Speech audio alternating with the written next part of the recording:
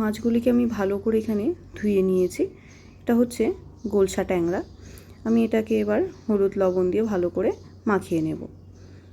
আপনারা আমার চ্যানেলে নতুন হয়ে থাকলে পেজটি অবশ্যই সাবস্ক্রাইব করে দেবেন, একটা ছোট্ট লাইক করে দেবেন এবং শেয়ার করে দেবেন। গ্যাসের ফ্লেমটা অন করে আমি কড়াইটা বসিয়ে দিয়েছি। এবার তেল দিয়ে কড়াইটা গরম হয়ে গেলে মাছগুলো একে একে ভেজে নেব। একটু সাবধানে ভাজবেন, কারণ এই মাছগুলি তেলে দিলে শরীরে ছিটে এসে। আমি এখানে একটা সবজি বানিয়ে রেখেছিলাম, আপনাদেরকে দেখানো হয়নি।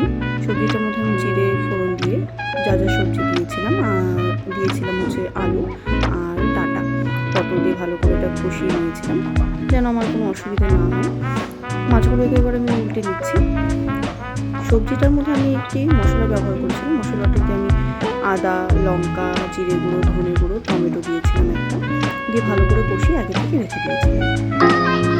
মাছগুলো আমার ভাজা হয়ে গেছে। এবার আরেক পিঠ মাছ ভেজে